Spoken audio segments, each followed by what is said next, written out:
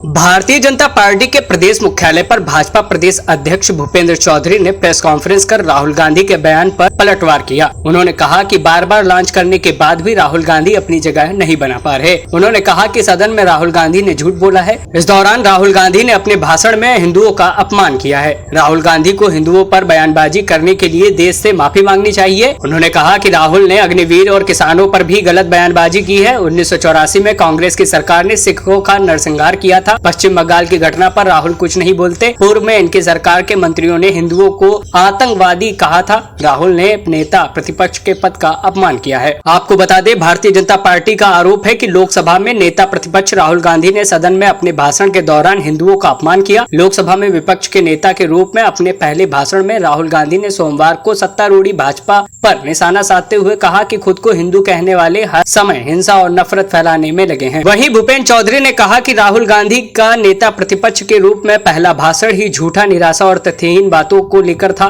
लोकसभा में राष्ट्रपति जी के अभिभाषण पर चर्चा होनी थी, जिस पर राहुल गांधी एक शब्द भी नहीं बोले। उन्होंने सदन में केवल झूठ बोला। उन्होंने कहा कि राहुल गांधी ने अपने भाषण में न केवल हिंदुओं का घोर अपमान किया, बल्कि हिंदू समाज को हिंसक, नफरती और झूठा बताया। उन्होंने कहा कि राहुल गांधी को देशवासियों से माफी मांगनी चाहिए। अब जरा एक नजर आप भी सुन लीजिए प्रेस कॉन्फ्रेंस के दौरान क्या बोले भूपेंद्र चौधरी। लगातार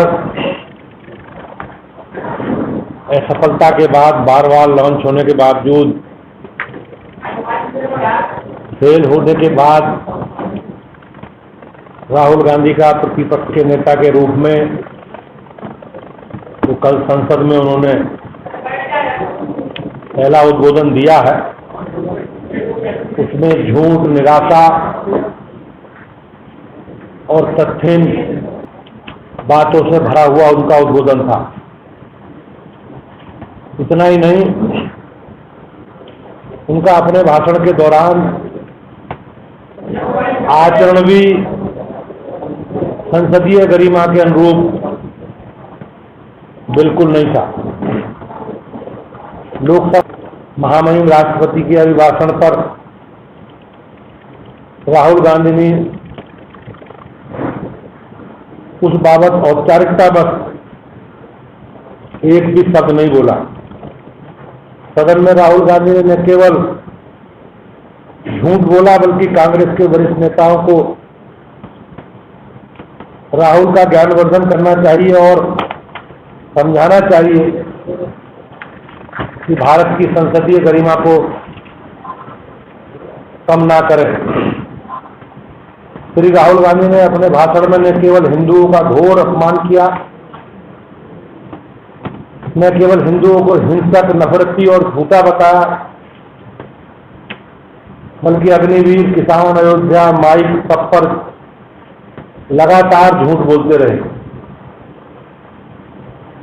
इस कृत्य के लिए राहुल गांधी को अविलंब हिंदुओं का अपमान करने के लिए और सदन में झूठी बयानबाजी करने के लिए देश की जनता से अविलंब माफी मांगनी चाहिए। राहुल गांधी को झूठ बोलकर, तो उनका स्वभाव है झूठ बोलने के बाद वो भागने में एक्सपर्ट। राहुल जी, आप सदन में झूठ नहीं बोल सकते। आपको अपनी बातों को साबित करना होगा। आप इस प्रकार से देश के बहुसंख्यक समाज का अपमान नहीं कर सकते। संसद में राहुल गांधी ने संपूर्ण हिंदू समाज को हिंसक और असत्यवादी बताकर हिंदू समाज का घोर अपमान किया। इसकी जितनी भी निंदा की जाए कम है। ये कांग्रेस पार्टी की पुरानी आदत है। कांग्रेस ने पहली बार ऐसा किया है, ऐसा नहीं। अब कांग्रेस और उनका गैंग राहुल गांधी को सही ठहराने के लिए अनेकों बहाने बनाने का काम करेंगे। लेकिन सदन में राहुल गांधी ने स्पष्ट कहा है कि जो लोग अपने आप को हिंदू कहते हैं वो 24 घंटे में हिंसा, हिंसा, हिंसा, नफरत, नफरत, नफरत, असत्य, असत्य की बात करते हैं। 99 सीट से जीतने पर हिंदुओं को हिंसक और नफरती झूठा बता रहे हैं। ये बताता है कि इनकी असल मंशा क्या। सच्चाई सब आपको पता है। 2000 कांग्रेस की सरकार के समय सिक्कों का नरसंहार किसने किया? सच्चाई ये है कि आपातकाल में आम लोगों को प्रताड़ित किसने किया?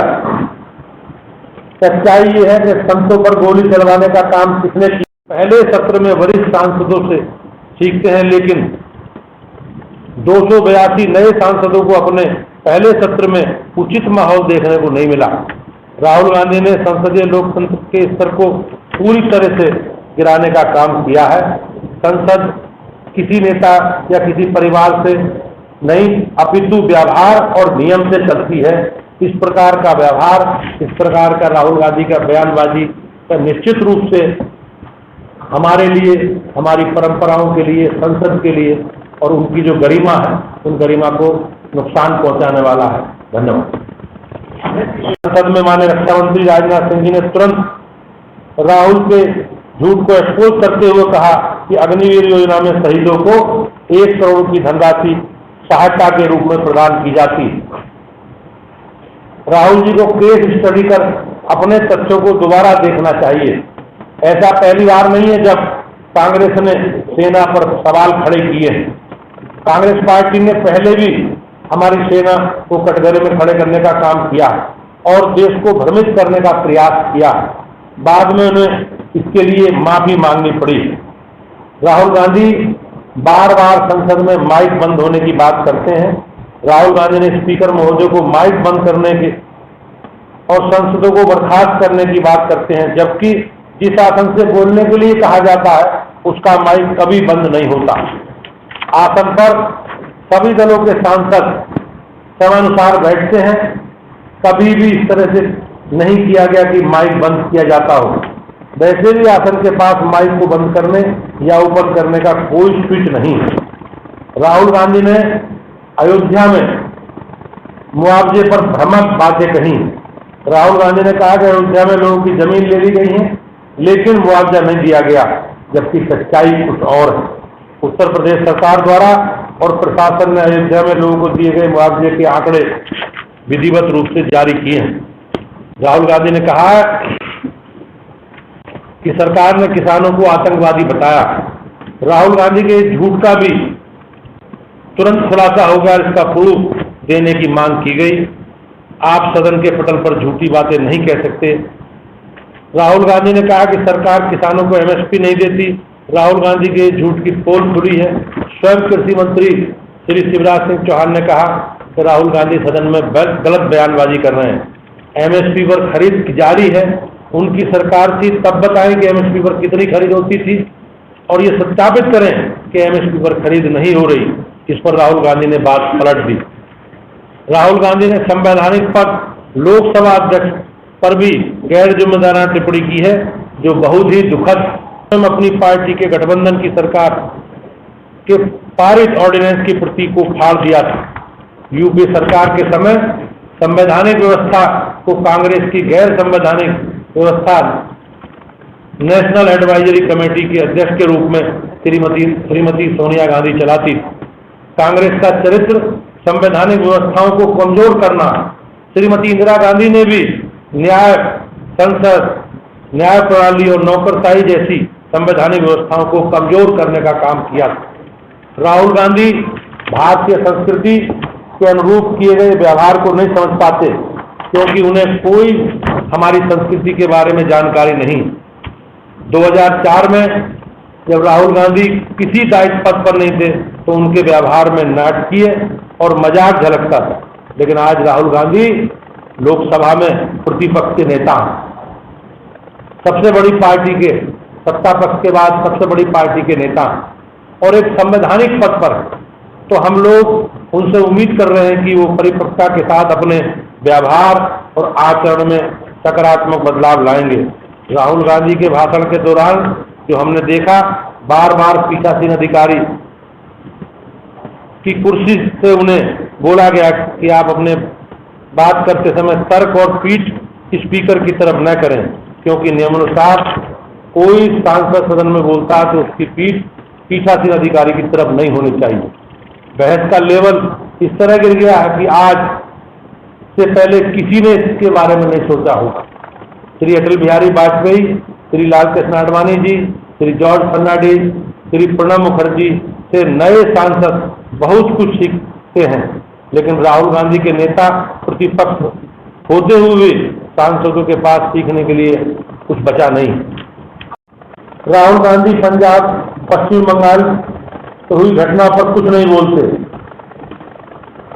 केरल में अपने सहयोगियों की हिंसा बढ़ाने की तहरीकों पर कुछ नहीं बोलते, लेकिन हिंदुओं को बार बार बदनाम करने का काम करते हैं।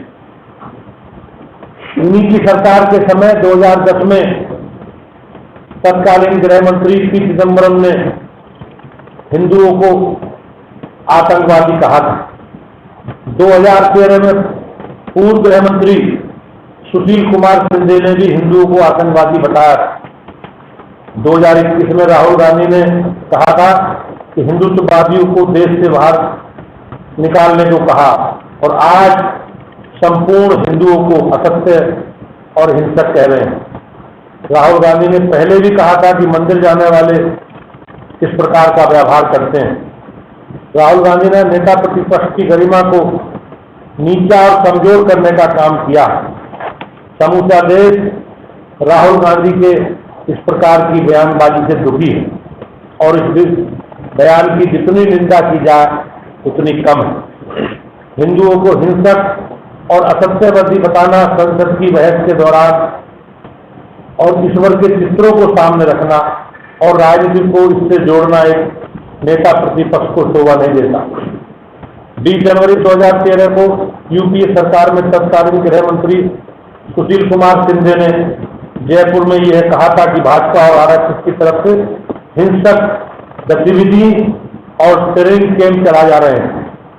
सदन के पटल पर जब उनसे इस विषय पर सवाल पूछा गया तो 20 फरवरी 2013 को सुशील शिंदे ने खेद व्यक्त किया था।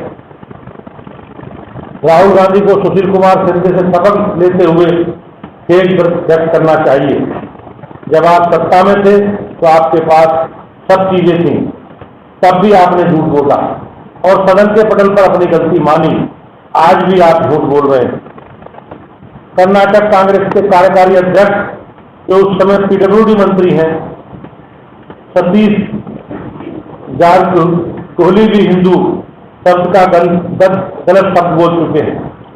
इनकी भारतीय जोड़ो यात्रा में जॉर्ज सोनिया ने कहा था कि भारत की धरती को इतना अपवित्र मानता हूं कि मैं जूते पहनता हूं ताकि इसका स्पर्श न हो जाए। उनके गठबंधन के लोगों ने हिंदू धर्म के नाश के लिए उसकी तुलना कोरोना जैसे वायरस से की है। सदन में भगवान शंकर, गुरु नानक देव के चित्र दिखाना, गलत अभय मुद्रा पर भी बातें की हैं। आज राहुल गांधी ने अभय मुद्रा की बातें करते हुए इस्लाम में भी अभय मुद्रा की बात बताती, जबकि इस्लाम में कोई चित्र नहीं होता। तो उन्हें अपने अभय मुद्रा कहाँ से दिखी?